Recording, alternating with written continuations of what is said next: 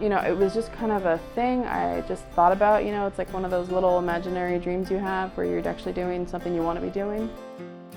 I wanted to be in the culinary field and have a food truck of my own, and it's just something that I've always been excited to do, and I love cooking for people. Well, I looked at a few different culinary programs, and I was kind of looking outside of Oregon just to see what was there, and actually Vancouver just popped up and Clark College popped up, and I really liked the price and the location was great, just really quick over the bridge. It's not a very expensive program, and it's close. I work just down the road, so I knew that it would be convenient for me to come to school and go to work and then go home and repeat.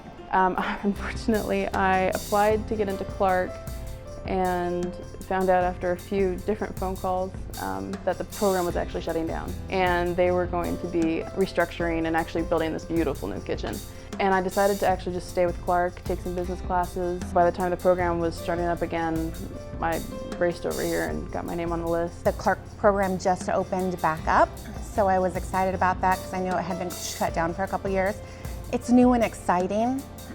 There are a lot of hurdles that we're going through too, but with any new startup of anything, you just have to kind of roll with the punches and go with it, and they're trying to better the program quarter after quarter after quarter. The first year, I believe you get the certificate, and the second year you get the associate, and along with the certificate. Everything's pretty much lined out for you. You have to start with the minimum, and then it just builds upon that, and then you're required to take 6 credits of short courses. So like personally, I took banquet and then the butchery class. It was so much fun. I wish that was actually a whole year-long class. Viennoiserie, so croissants, Danish, puff pastry, brioche, that kind of thing, the really good stuff. And then cookies, brownies, and bars, cakes, breads, and then early morning product, donuts, scones, muffins, the other really good stuff.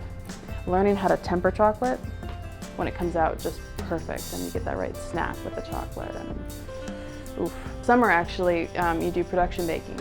They're going to be running the kitchen. They're going to be going from section to section, just running it and getting product out. So you do a lot more book work the first year. The second year, it's mainly just working in the kitchen, prepping.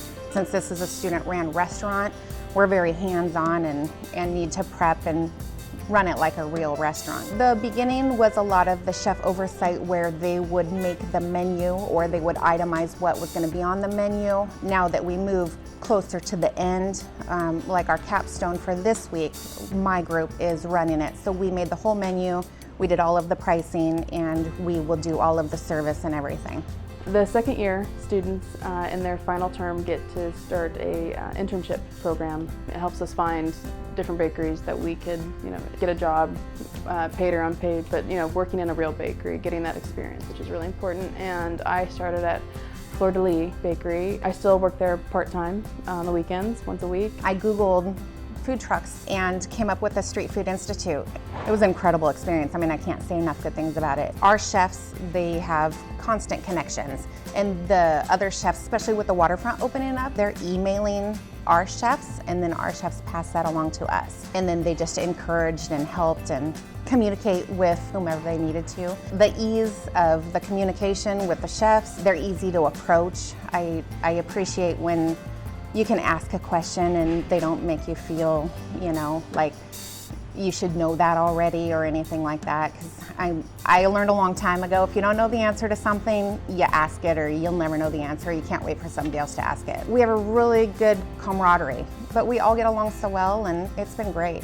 We all have fun, and I think that that's a major part of it. If you're not having fun with what you're doing, then you should do something else.